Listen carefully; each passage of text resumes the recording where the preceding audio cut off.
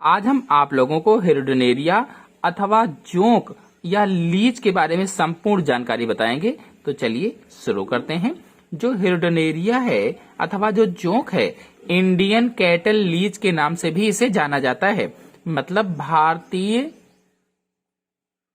पशु जोंक, भारतीय पशु जोंक कहा जाता है, क्योंकि ये पशुओं की परजीवी होती है, इसीलिए इसे भारतीय पशु जोंक भी कहा जाता है। जो जोंक है अथवा जो हिरडनेरिया है, ये बाह्य परजीवी के रूप में होती है, बाह्य परजीवी के रूप में पाई जाती है। और इसका जंतु वैज्ञानिक नाम, अगर हिरडनेरिया अथवा जोंक का जंतु वैज्ञानिक नाम देखा जाए तो जंतु वैज्ञानिक नाम हिरडनेरिया ग्रेनुलोसा, ग्रेनुलोसा है। ये इसका जंतु वैज्ञानिक नाम है, हिरडनेरिया ग्रेनुलोसा।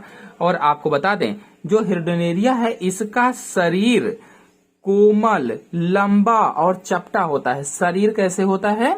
इसका शरीर कोमल होता है, लंबा होता है, चपटा होता है। इसका शरीर कोमल, लंबा और चपटा होता है।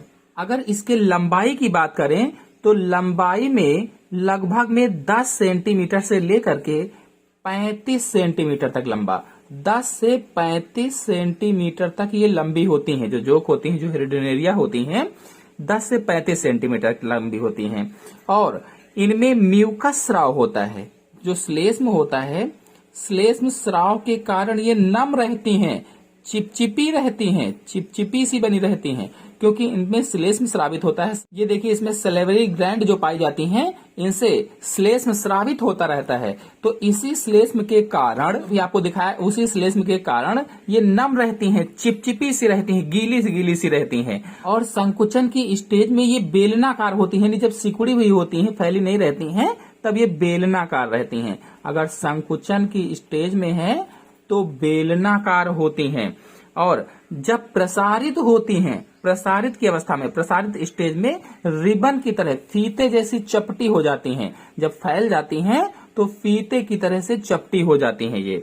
अगर जोंक के रंग की बात करें कि इसका रंग कैसा होता है, तो डॉर्सल जो सरफेस होती है, इसकी डॉर्सल सरफेस जो होती है, इसकी डॉर्सल सरफेस जो होती है वो जैतूनी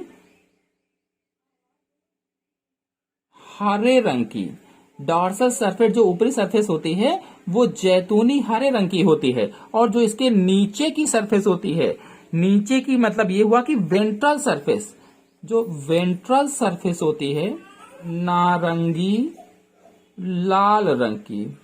यहाँ पर देखिए डॉर्सल सरफेस दिखाया गया है। ये डॉर्सल व्यू का है चित्र, ये वेंट्रल व्यू का चित्र है।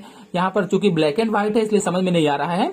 तो डॉर्सल सरफेस जो ऊपरी सतह होती है, डॉर्सल सरफेस वो है। तो डॉर्सल सरफेस वाला जैतूनी हरे रंग का होता है, जैतूनी हरे रंग का।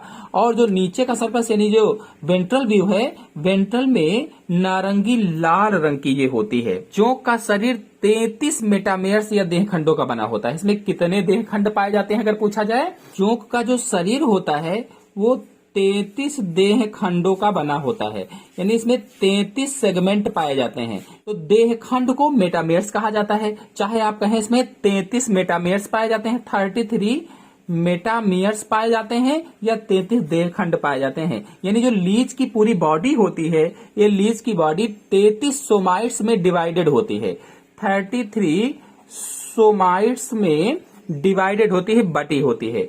इसके पहले के जो 2 खंड हैं, उन 2 खंडों को नीचे के यानी बाद के अंतिम वाले 7 खंडों को छोड़कर शेष सभी खंड पुनः फिर से खंडों में बटे हुए होते हैं। ये देखिए, एक बड़ा सा ये खंड है, ये खंड है, ये खंड है।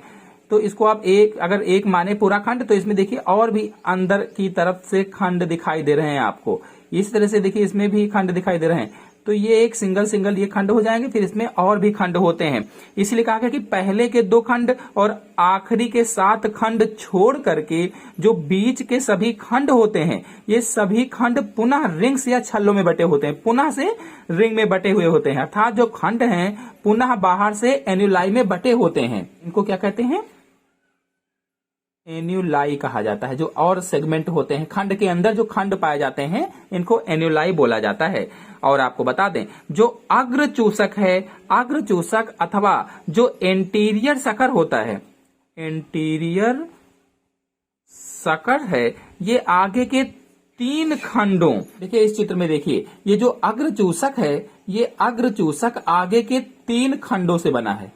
3 खंड इसमें पाए जाते हैं और इसी अग्रचूसक पर त्रिस्तरीय मुख होता है। इस तरह से अग्रचूसक पर त्रिस्तरीय 3 स्तरों वाला मुख पाया जाता है या माउथ होता है। और जो इसका पश्चचूसक होता है, ये पश्चचूसक 27 से 33 खंडों तक होता है। 27 से 33 खंडों अथवा अंतिम 7 खंडों में आप कह सकते हैं।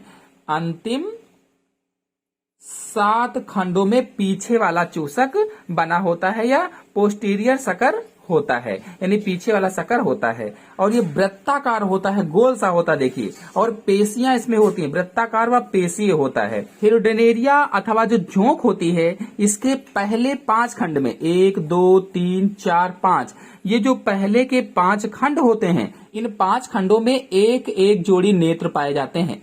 पहले 5 खंडों में एक एक जोड़ी नेत्र पाए जाते हैं, यानी कुल मिलाकर के 10 नेत्र पाए जाते हैं। चूंकि पहले 5 खंडों में एक एक जोड़ी नेत्र हैं, इस तरह से कुल मिलाकर के 10 नेत्र जोंक में पाए जाते हैं, 10 आंखें पाई जाती हैं। हिरुडेनेरिया अथवा जोंक में जब जनन काल आता है, तो इसमें जनन काल में क्या होता है, जनन काल में 9वें, 10वें व 11वें, 9वां खंड, 10वां खंड व 11वां खंड, ये जो 3 खंड होते हैं, इन पर अस्थायी यानी स्थायी नहीं होता, क्लाइटेलम बन जाता है, क्लाइटेलम का निर्माण हो जाता है। जनन काल में 9वें, 10वें और 11वें खंड पर अस्थायी क्लाइटेलम का निर्माण हो जाता है। ये जो जोंक होती है, ये उभयलिंगी होती है, उभयलिंगी जंतु है, अर्थात हर्माफ्रोडाइट होती है। उभयलिंगी का मतलब होता है हर्माफ्रोडाइट होती है। इसमें जो नर जनन छिद्र है वो 10वें खंड में, नर जनन छिद्र 10वें खंड में पाया जाता है। जो मेल गोनोपोर है, ये 10वें खंड में होता है, 10वें खंड में पाया जाता है। और जो मादा जनन छिद्र है, ये 11वें खंड में पाया जाता है। फीमेल गोनोपोर या फीमेल जेनाइटर पोर जो होता है, ये 11वें खंड में पाया जाता है। जो हिरुडेनेरिया है अथवा जो जोंक है अथवा जो लीच है, इसके पहले के जो 3 खंड होते हैं, वो पहले के 3 खंड मिल करके जो प्रोस्टोमियम होता है, प्रोस्टोमियम से मिल करके ऊपरी लिप का निर्माण करते हैं या ऊपरी होंठ का निर्माण करते हैं। प्री क्लाइटेलर रीजन जो होता है, वो 6ठे, 7वें और 8वें खंड में बनता है। 6ठे, 7वें और 8वें खंड में प्री क्लाइटेलर रीजन बनता है।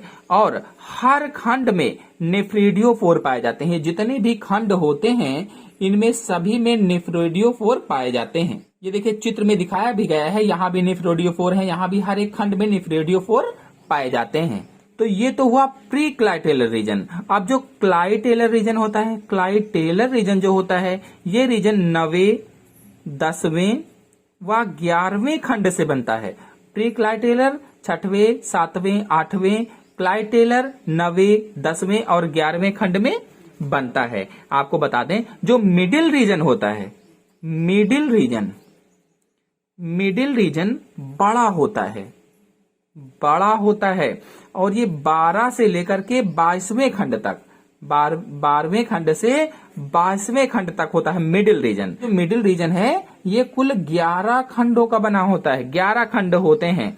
और आपको बता दें, इसमें भी नेफ्रिडियोफोर पाए जाते हैं, इसमें भी नेफ्रिडियोफोर होते हैं। 23वें खंड से 26 तक पूंछ का भाग होता है या पुच्छ भाग होता है, मतलब 4 खंडों से बना होता है पुच्छ भाग। और पुच्छ भाग में नेफ्रिडियोपोर नहीं पाए जाते हैं। जो पूंछ का भाग होता है, इसमें नेफ्रिडियोपोर नहीं पाए जाते हैं। और 26वें खंड के बीच में गुदा द्वार होता है। जो एनस है, ये 26वें खंड के बीच में होता है, गुदा द्वार या गुदा छिद्र पाया जाता है या एनल आपर्चर पाया जाता है। जो हिरुडेनेरिया की बॉडी वॉल होती है, इस बॉडी वॉल में यानी कि इसका जो किनारा होता है, इसमें क्यूटिकल, बैट्रियोडल, अधिचर्म, चर्म तथा पेशी परत कुल 5 स्तर पाए जाते हैं। और जो जोंक है इसकी एलिमेंट्री कैनाल मुख से लेकर के गुदा तक फैली होती है। इसकी जो एलिमेंट्री कैनाल होती है वो मुख से लेकर के गुदा द्वार तक फैली रहती है।